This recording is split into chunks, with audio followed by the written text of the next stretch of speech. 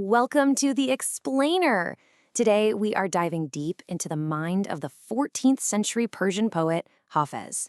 And get this, we're going to see how just a couple of his lines can unlock these incredible, hidden worlds of love, danger, and wisdom that are just as relevant today. All right, let's jump right in with this one line from one of his most famous poems.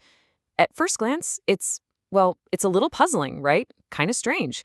But trust me, as we're about to see, Hafez packed an entire universe of meaning into just these few words. So, the big question is, how can a 700-year-old line of poetry possibly teach us anything about love, temptation, or even our own modern lives? Well, this line is basically a masterclass in hiding huge ideas in plain sight.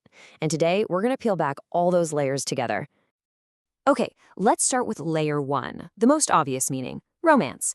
But to really get it, we need a super quick crash course in what was considered beautiful back in 14th century Persia.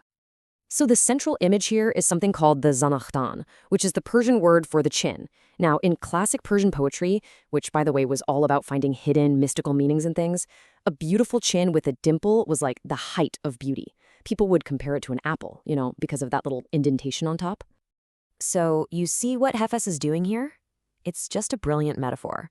He's basically warning the lover, hey, don't just get mesmerized by the beautiful apple of your beloved's chin. Why? Because that cute little dimple, well, that's also a well. It's a hidden trap of romantic drama that you could fall right into. But wait, it gets so much deeper. This is where Hafez really works his magic. He takes these simple words and just supercharges them with these ancient mythological meanings that anyone reading his work back then would have immediately understood. See, that apple isn't just an apple. No way. It's a direct callback to the ultimate story of temptation, right? The forbidden fruit from the Garden of Eden, the one that got Adam and Eve kicked out of paradise. It's the perfect symbol for a beautiful choice that, well, it leads to some pretty disastrous consequences. And the well? Oh, that's just as powerful. It taps into all these ancient stories of being trapped. Think about this story of Joseph being thrown into a well by his own brothers. All of a sudden, a simple chin dimple isn't just a dimple anymore. It's this powerful symbol of a huge, life-changing fall. Okay, and this is where Hafez brings it all home. He's not just telling old stories about myths and legends. In the second half of the line, he pivots and speaks directly to us about our own experience. He switches from these big, grand images of beauty and myth to a very direct question for the heart. It's almost like he's scolding it. He's not just saying, hey, watch out for the trap. He's criticizing that frantic, thoughtless rush that makes us stumble right into it in the first place.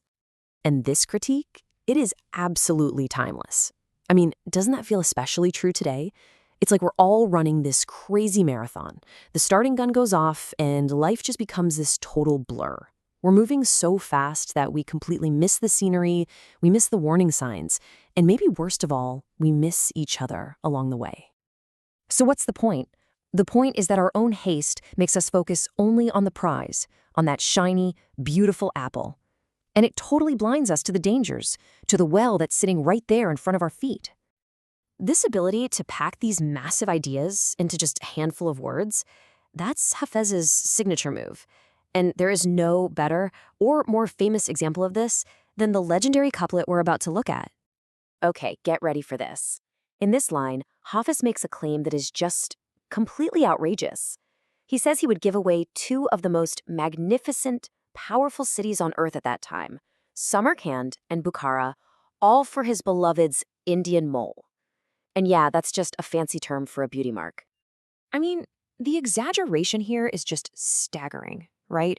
He's offering up the entire heart of culture and power for a tiny spot on someone's face. And, as the legend goes, this bold claim caught the ear of one of the most powerful and most ruthless conquerors in all of history. So the story goes like this. When the great conqueror Timur, you might know him as Tamerlane, conquered Hafez's homeland, he heard about this poem. And he was not happy about it. So he summons this old, kind of shabby-looking poet to come see him, ready for a major confrontation. You have to imagine Timur, this legendary empire builder. He's furious. He's thinking, I spent my entire life with my own sword conquering the world to build these magnificent cities, and you, a poet, are just giving them away for a mole? But Hafez, being Hafez, with his famous wit, just completely flips the script. He doesn't cower, he doesn't apologize, he turns the whole thing into a clever joke about how poor he is. His reply is basically, Your Highness, it's exactly because of generous offers like that I'm in this sorry state. And Timur was supposedly so impressed with his quick thinking that he actually gave him a reward. Now, whether that story is 100% true or just a great legend, it doesn't really matter, because it points to a much deeper truth, not just about Hafez's poetry, but about the power of art itself. I mean, just think about the journey we just went on. We started with a simple glance at a lover's chin, and we ended up in a high-stakes showdown with one of history's greatest emperors, all in just a couple lines of poetry. It just goes to show you how great art can hold entire worlds inside of it. So, at the end of the day, what Hafez is really doing is calling on us to just think, to contemplate. His work is this powerful reminder to always look deeper, to slow down and to really appreciate the complex beauty and the hidden dangers in the world all around us, the stuff we usually just rush right past. And that really leaves us with one final thought to chew on, doesn't it? In our own lives, in our own frantic rush for whatever it is we're chasing, success, love, happiness, what beautiful apples are we so focused on that we're completely missing the well that's right there at our feet?